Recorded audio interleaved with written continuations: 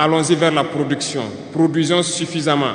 Transformons sur place nos matières premières pour que ce soit bénéfique pour nos populations et envie d'exporter cela. Et je pense que Thomas Sankara est un bel exemple.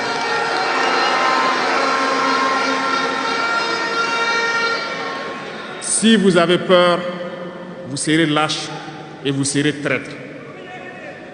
N'ayez jamais peur. La lutte doit continuer. Beaucoup d'autres héros sont tombés pour que nous soyons là aujourd'hui. Et c'est une technique de l'impérialisme de faire peur aux autres en menant des actions pour réellement créer la terreur. Ça n'a pas commencé aujourd'hui. Je vous prendrai l'exemple d'un guerrier qui s'est battu, Victor Biakaboda.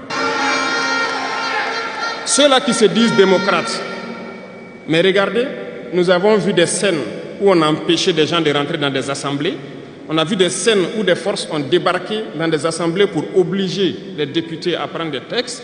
On a vu des scènes plus terribles que ça, où les gens tuent leurs manifestants. Mais eux, ils s'appellent démocrates et nous, on nous appelle donc des putschistes.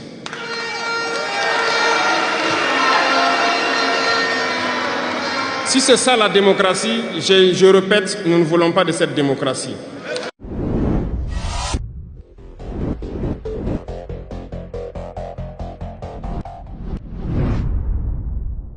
Rendons grâce à Dieu qui a permis que nous nous retrouvions ici aujourd'hui à l'occasion donc de la célébration de la Journée internationale de la jeunesse en bonne santé. Je le dis très souvent parce que l'être humain oublie souvent Dieu lorsqu'il n'a pas de problème, lorsqu'il est dans le bonheur. Mais quand viennent les soucis, c'est là qu'on se rappelle de Dieu. Rendez grâce tous les jours pour le souffle de vie et pour la santé. Jeunesse. Jeunesse du Burkina, jeunesse d'Afrique. La jeunesse, cette phase de la vie où l'on a assez de force, assez d'énergie, comme le paraphrasait donc le slammer qui vient de passer. La jeunesse, c'est l'époque où on n'a pas assez de temps. Nous devons profiter du temps qui nous est donné, utiliser l'énergie nécessaire pour atteindre nos objectifs, pour changer le monde, changer notre monde, changer le monde des autres, positivement.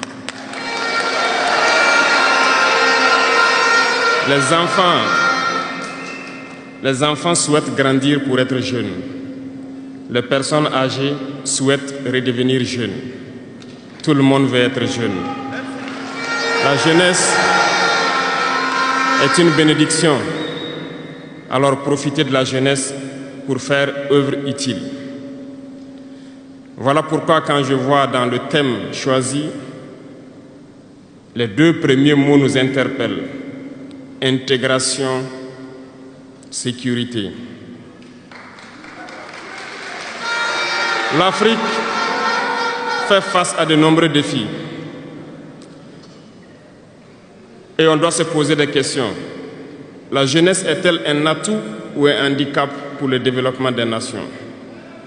La réponse est simple et sans équivoque. Et vous la savez. Les pays développés ont pour la plupart une population vieillissante.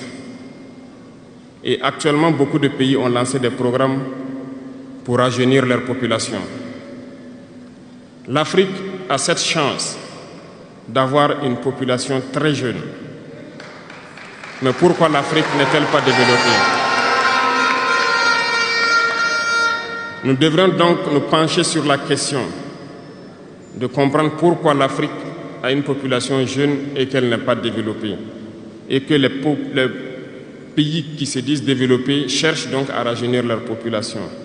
Il faut que nous arrivions donc à transformer notre jeunesse en un véritable atout et un moteur de développement pour notre continent. Et pour ce faire, nous avons besoin d'intégration, nous avons besoin de sécurité, de développement, nous avons besoin de nous unir. Certes, vous entendrez parler de l'Union africaine, Oui, elle existe. Mais quel est l'effet de l'Union africaine en réalité?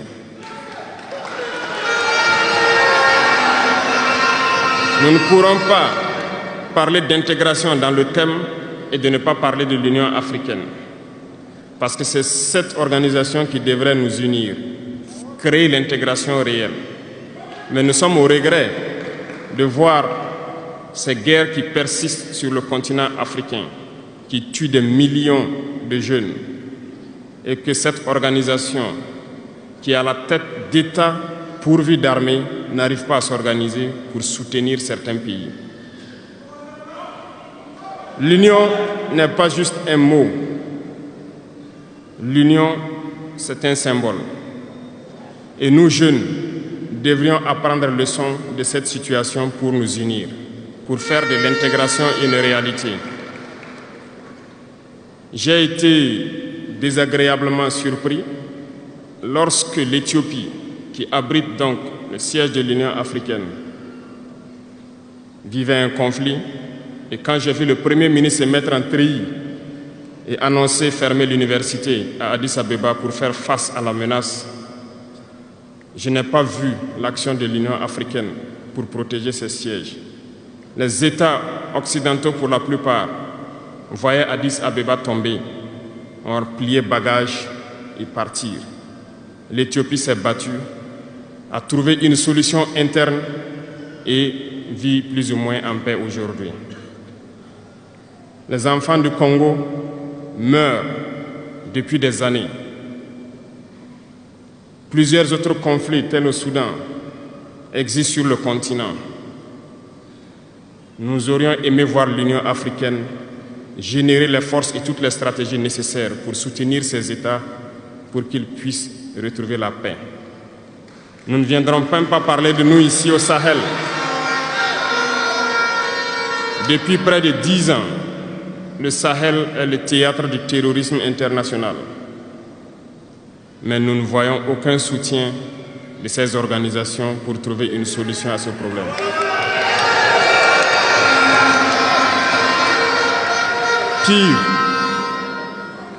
Pire, il y a quelques jours de cela, un pays étranger à l'Afrique a annoncé ouvertement avoir soutenu et participé à une attaque lâche, terroriste et barbare contre des forces de notre confédération à Tinzaouaten.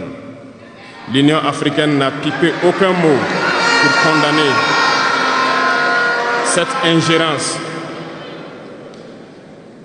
L'Union africaine n'a pipé aucun mot pour condamner cette ingérence d'un État extérieur à l'Afrique dans les affaires internes de nos États. Et ce coup de gueule, je souhaiterais qu'ils l'entendent et qu'ils sortent donc de leur silence et poser des actes pour que la jeunesse puisse croire en l'Union africaine.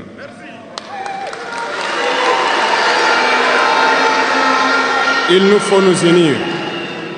Il nous faut nous unir et la seule manière de s'unir, c'est de se parler, de se comprendre et de pouvoir donc asseoir les bases de cette unité-là. Et jeunes, laissez-moi vous dire que pour s'unir, il y a 3 mots, 3 grands vices qu'il faut bannir de nos comportements et de notre vie. Je parle de la lâcheté, la traîtrise et l'incompétence.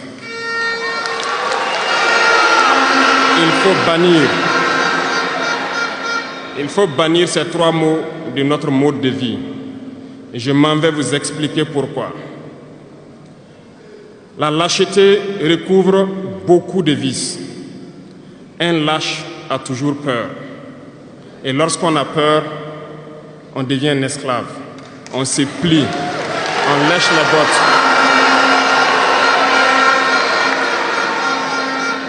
Nos ancêtres n'ont pas été lâches. Et si nous sommes lâches, nos enfants vont nous poser des questions. Imaginez qu'au Burkina, nous refusions de nous battre et nous acceptons de nous soumettre, de vivre l'esclavage. Demain, nos enfants grandiront. Ils se poseront des questions. Nos parents ont-ils été des lâches pour nous laisser dans l'esclavage? Que nous soyons vivants ou morts, nous allons le ressentir. Le lâche a peur. Et les impérialistes ont compris, ils essaient de faire peur aux leaders pour que vous soyez des lâches. Parce que quand vous êtes un lâche, tous les autres vices peuvent naître. On fait tout pour que nous ayons peur. Ils viennent dans nos palais, ils nous menacent directement ou des menaces voilées. Bien sûr, nous répondons comme il le faut. Ils essaient de nous faire comprendre. Ils prennent chaque fois des exemples. Ils nous diront, vous savez, Thomas Sankara a essayé de faire comme ça, mais il est où? Il est mort. Le président haïtien, il a essayé de faire comme ça, il est où? Il est mort. Kadhafi a essayé comme ça, il est où? Il est mort. Voilà des propos qu'on nous tient de manière voilée pour nous faire peur. Et pire, nous voyons aussi souvent certains jeunes essayer d'emboîter le pas d'une autre manière. On peut les entendre dire « telle personne a régné ainsi, il est à la CPI. Telle personne a régné ainsi, il est en prison. » Tout ça pour essayer de nous faire peur, pour qu'on devienne des lâches. Mais je pense qu'ils n'ont pas compris quelque chose. Quand nous disons la patrie ou la mort, nous vaincrons. Ce n'est pas qu'une phrase. Ce n'est pas qu'une phrase, ça a tout son sens. Nous n'avons pas peur et nous n'aurons jamais peur. Nous continuerons notre lutte.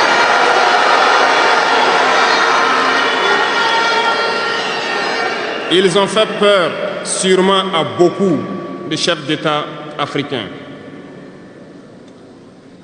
Vous voyez, souvent quand on s'exprime ou lorsqu'on a l'occasion d'être dans certaines situations à l'extérieur, nous tenons souvent des propos pour interpeller les chefs d'État africains pour qu'on se réveille, prendre soin de notre jeunesse pour pouvoir amorcer notre développement réel. Nous sommes souvent mal compris. Certains ont riposté publiquement à nos propos parce qu'ils se sentent indexés.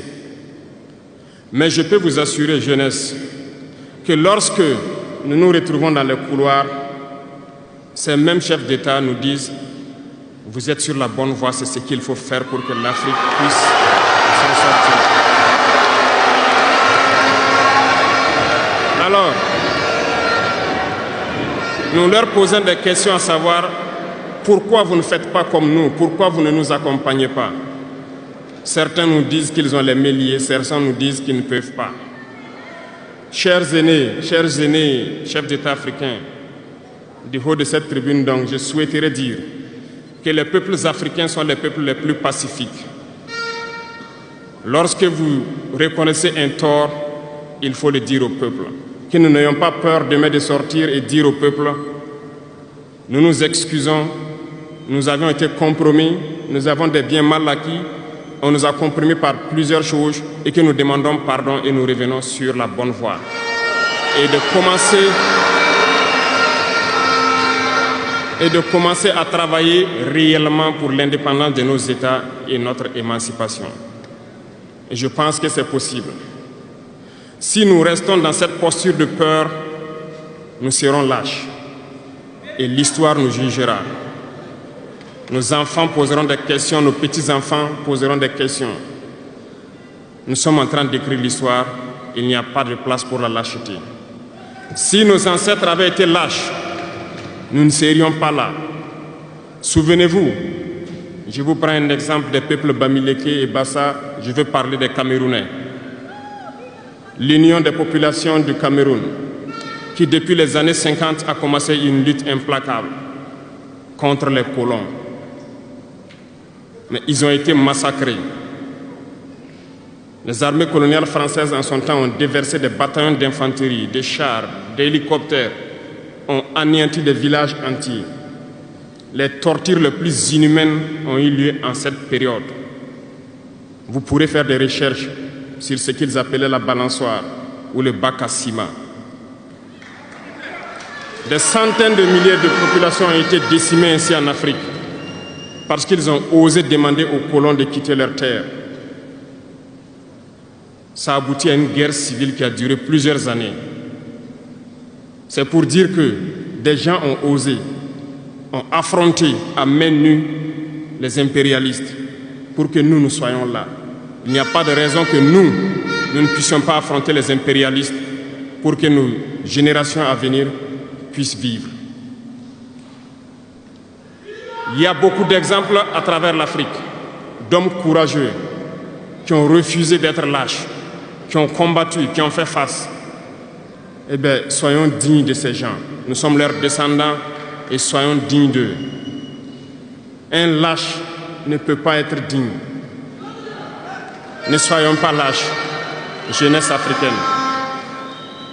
Parce qu'un lâche est toujours un traître. Et ça va de pair. Ils essaieront de nous faire peur pour que nous soyons lâches. Et si nous sommes lâches, nous allons trahir. Il faut bannir la traîtrise de nos habitudes. Des Africains ont été traîtres pour que la traite négrière réussisse en Afrique. C'est parce que des Africains ont été traîtres que la colonisation a pu tenir en Afrique. Interrogeons l'histoire, nous le verrons. Lumumba, Patrice Lumumba a été trahi parce qu'il a osé tenir tête. Et ces mêmes télévisions belges sont venues au Congo pour quelques billets tendus à des individus au Congo pour une interview pour contenter leur population. Et vous avez pu suivre ça. Lumumba nous dérangeait. Il est mort, on est content. C'est de la traîtrise. Beaucoup d'autres héros sont tombés pour que nous soyons là aujourd'hui. Et c'est une technique de l'impérialisme, de faire peur aux autres en menant des actions pour réellement créer la terreur. Ça n'a pas commencé aujourd'hui. Je vous prendrai l'exemple d'un guerrier qui s'est battu, Victor Biakaboda. Lisez, vous comprendrez. Il est issu d'une famille de chefs, pas de la chefferie donnée par le colon. Il est un enfant digne. Il a fait ses études au Sénégal, je crois.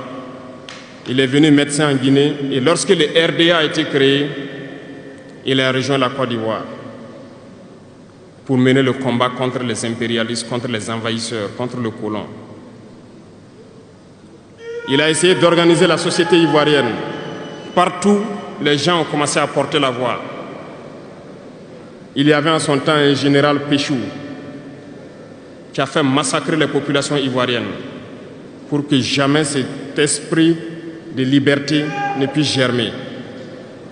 Il a continué son combat aux côtés de Félix Houphouët-Boigny. Ils ont lutté, mais le plus virulent était Victor Biakaboda. Il représentait une menace pour les impérialistes. Qu'ont-ils fait? En plus de massacrer les populations qui manifestaient, un soir, ils l'ont tué de manière atroce à côté de Boisflé. Quelques heures après, lorsque les populations de Dimbokro ont entendu l'assassinat, ils ont marché, ils ont manifesté, ils ont été massacrés par l'armée coloniale. L'histoire est têtue, les faits sont là. Après sa mort, qui a fait peur à Félix Houphouët-Boigny, ils l'ont appelé et ils l'ont dit: si vous continuez la lutte, vous connaîtrez le même sort. Il a eu peur et il s'est rallié à l'impérialisme. Il a été nommé ministre en France et plus tard il est venu prendre les rênes de la Côte d'Ivoire. Et ils l'ont utilisé pour éliminer beaucoup d'autres personnes qui osaient lever la voix. Et je pense que Thomas Sankara est un bel exemple.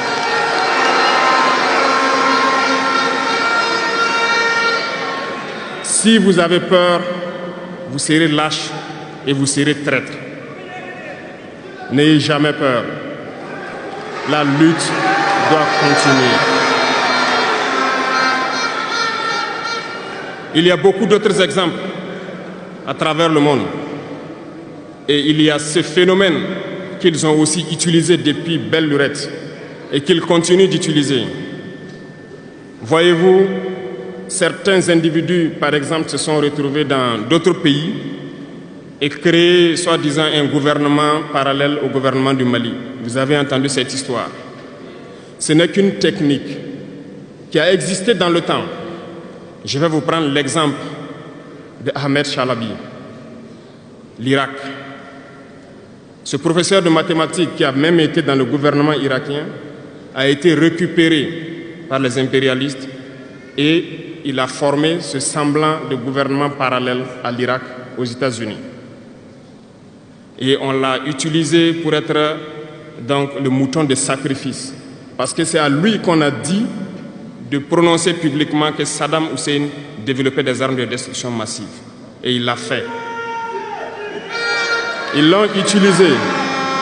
Et cet alibi a été utilisé pour tuer des millions d'enfants en Irak et détruire l'Irak. Et vous savez quel a été le sort de Chalabi?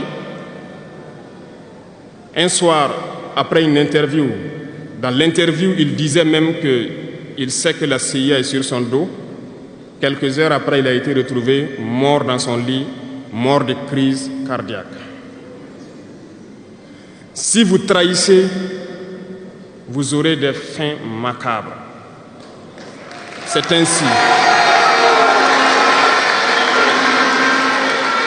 L'impérialisme n'a pas d'amis. L'impérialisme vous utilise et quand il finit de vous utiliser, il fait de vous ce qu'il veut. Suivez mon regard, vous comprenez de quoi je parle. Ça a toujours été comme ça.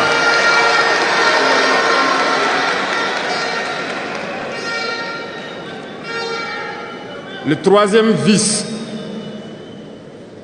que je vous invite à vous départir, c'est l'incompétence.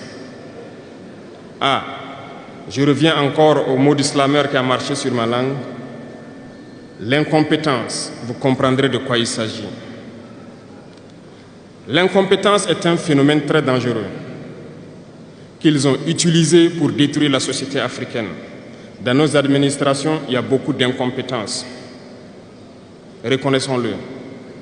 Les incompétents ont beaucoup de place à côté de l'impérialisme. Parce que les incompétents peuvent plomber le développement d'un pays. Les incompétents peuvent vous amener à douter de vous. Les incompétents aiment la facilité. Les incompétents aiment tout pour eux seuls. Les incompétents n'aiment pas ceux qui sont compétents. Ils n'aiment pas ceux qui innovent, ceux qui cherchent. Les incompétents sont dangereux.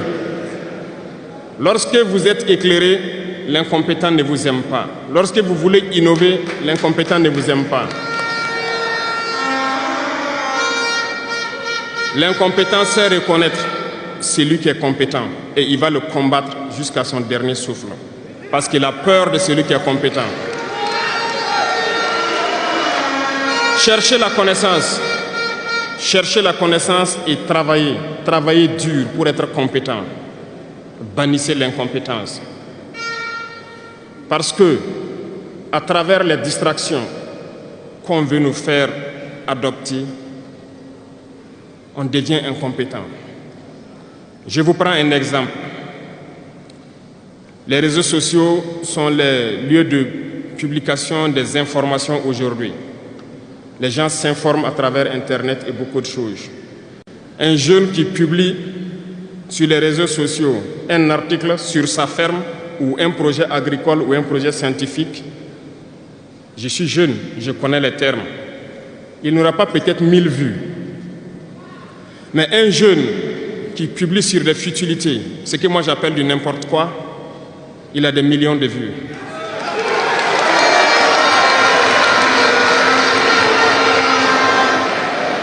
Justement, comme disait le jeune slammer, on veut vous faire perdre du temps dans les futilités.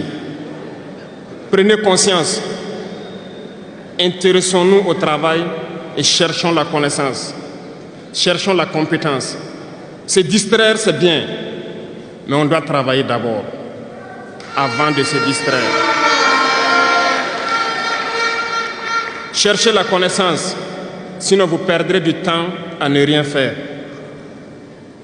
Et la jeunesse, c'est l'époque, c'est la période où il faut exploiter son temps à bon escient. Les impérialistes le savent. Voilà pourquoi ils vont multiplier tout ce qui est événement de distraction. Ils vont multiplier tout ce qui est événement qui peut vous détourner du travail pour que vous soyez des incompétents. Et en ce moment, quand vous êtes endormis, on choisit les incompétents pour diriger tout ce qui est structure importante.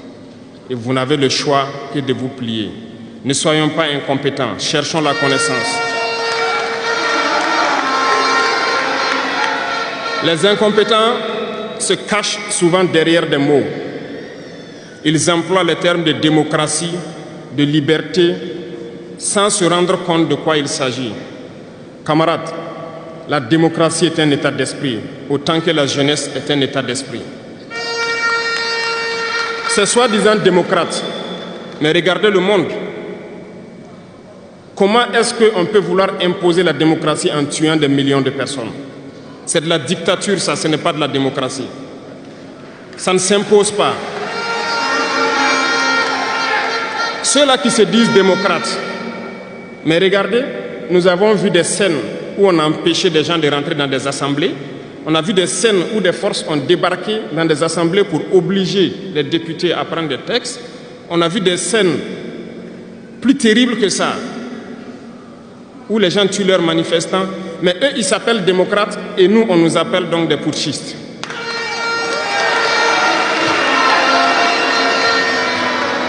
Si c'est ça la démocratie, je répète, nous ne voulons pas de cette démocratie.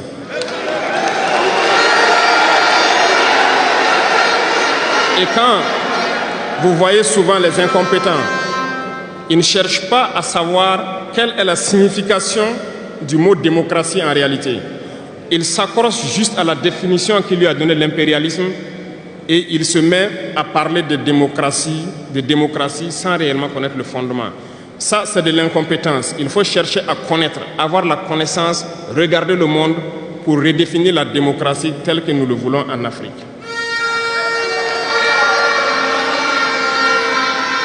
Les incompétents se cachent derrière les libertés. Retenez une chose, il n'y a pas de liberté individuelle qui existe. C'est un fait.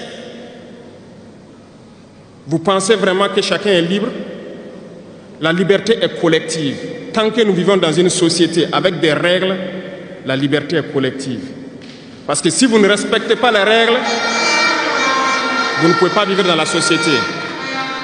Si vous êtes libre de parler comme vous voulez, l'autre aussi est libre de vous répondre comme il veut. Ça sera du désordre. Si vous êtes libre de rouler dans la rue et de passer le feu au rouge comme vous voulez, l'autre est libre de passer aussi et de vous cogner. Vous comprenez que si la liberté individuelle prend le dessus, nous sommes dans une société de désordre. Voilà pourquoi il y a des règles dans la société. Et les règles, tout le monde doit les respecter. Et là, on parle de liberté collective. Donc, certains se donnent le droit de parler de leur liberté individuelle à eux, mais ne tenant pas compte des autres. Je pense que ça fait partie aussi de l'incompétence. Parce qu'ils ne cherchent pas à comprendre, ils s'arrogent les droits que peut-être les États les ont donnés pour sévir, pour faire tout pour eux, en négligeant les libertés des autres. Non, la liberté est collective. Avant de poser un acte, on pense à la liberté d'autrui. Et nous ne devons pas transcender la liberté des autres. Donc ça fait qu'on doit avoir de la réserve. Et une fois qu'on a de la réserve, la liberté individuelle n'existe pas. La liberté est collective. Et nous devons avoir cette culture de liberté collective. Cherchons donc la connaissance, lisons, interrogeons l'histoire. Ne lisez pas l'histoire qu'eux, ils ont écrite en leur faveur. Cherchez la connaissance à travers plusieurs sources et vous comprendrez dans l'histoire qui s'est battu pour l'Afrique, comment nous devons nous battre pour continuer cette lutte de nos dévanciers. Et je ne terminerai pas mes propos sans faire un coup de gueule encore au volet de la communication. Parce que, comme je le dis, c'est l'arme fatale de l'impérialisme. Et vous, jeunes, vous devez tout faire pour savoir distinguer le vrai du faux. Nous continuerons à démonter les mensonges des médias impérialistes qui essaient de toujours créer des soucis en Afrique. Parce que ces médias, par leur bouche, ils peuvent vous rendre un roi demain. Par leur bouche, ils peuvent vous faire quitter de votre position de roi et vous rendre un piètre esclave demain. Faites attention. Je suivais une émission, malheureusement, il n'y a pas longtemps, burkinabé, où un jeune journaliste a sorti une phrase qui m'a laissé un peu perplexe. Il parlait de la Corée du Nord. Et le journaliste a dit, mais il meurt de faim en Corée du Nord. A-t-il pris le soin d'aller en Corée du Nord enquêter pour voir vraiment s'il meurt de faim? L'idée que les médias impérialistes ont vendu de la Corée du Nord est plus développée que beaucoup de pays européens. Et parce que ces médias nous disent la Corée du Nord c'est la dictature, les gens meurent de faim, ils sont pauvres, ils n'ont rien, on prend ça ainsi. Mais la Corée du Nord est une puissance nucléaire, comment est-ce qu'ils ont fait?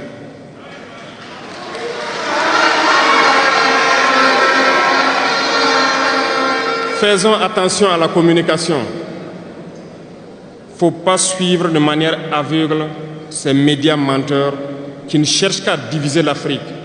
C'est logique, ils se battent pour les intérêts de leur peuple. Et l'intérêt de leur peuple, c'est que l'Afrique soit divisée. Alors, jeunesse du Burkina, jeunesse d'Afrique, il faut qu'on s'unisse. Il faut bannir la lâcheté, il faut bannir l'incompétence, il faut bannir la traîtrise et tous les vices dans nos sociétés. Nous avons des occasions de nous parler. On rend grâce à Dieu de ces occasions que nous avons chaque fois de nous parler, de nous conscientiser. Et je vous invite à repartir encore lire, à se mettre au travail pour que l'Afrique que nous voulons, autosuffisante alimentairement, soit une réalité. Pour que l'Afrique que nous voulons pour un développement harmonieux soit une réalité. Parce que je reviens sur votre thème. Il n'y a pas de paix et de sécurité sans développement. Les deux vont de pair. S'il n'y a pas de développement, il n'y a pas de sécurité. Parce que s'il n'y a pas de développement, la jeunesse va forcément se retrouver dans les vices. Et il n'y aura pas de sécurité. S'il n'y a pas de sécurité aussi, il n'y a pas de développement. Donc les deux doivent aller de pair. Intégrons cela dans nos combats pour que nous puissions nous battre et nous développons. Allons-y vers la production. Produisons suffisamment. Transformons sur place nos matières premières pour que ce soit bénéfique pour nos populations et envie d'exporter cela.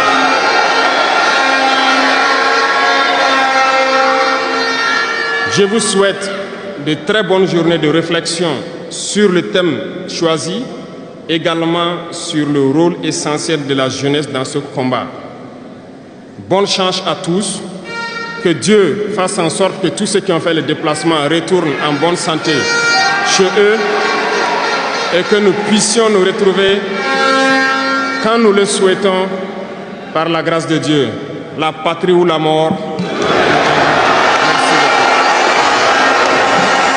Pour ceux qui ne me connaissent pas, je suis le coach Emmanuel l'agronome. Je suis un agronome, je suis technicien supérieur.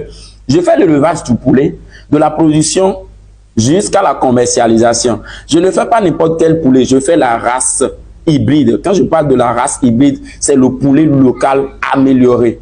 Et le poulet local amélioré vous permet quand même d'obtenir des poussins, d'engraisser vos poussins, de fabriquer votre aliment si vous maîtrisez la nutrition animale. La nutrition animale, il faut maîtriser ça pour réduire le coût de production. Vous n'êtes pas sans savoir également, les amis, que l'alimentation représente 80% des dépenses. Oui, l'alimentation, c'est 80% des dépenses. Donc, si vous maîtrisez la fabrication d'aliments, vous obtenez vos poussins, vous maîtrisez la commercialisation aussi. Je parle souvent de la commercialisation. Il ne faut pas se lancer dans le poulet pour se lancer dans le poulet. il faut maîtriser la commercialisation, il faut transformer le poulet, il faut maîtriser le marketing de communication, le marketing de vente et le marketing de produits. Il faut améliorer le produit. Les amis, les gens aujourd'hui, ils achètent l'esthétique. Ils achètent l'esthétique. Donc, améliorer le produit. Si vous êtes intéressé par nos produits, nos formations, le numéro est devant vous. Et une fois encore,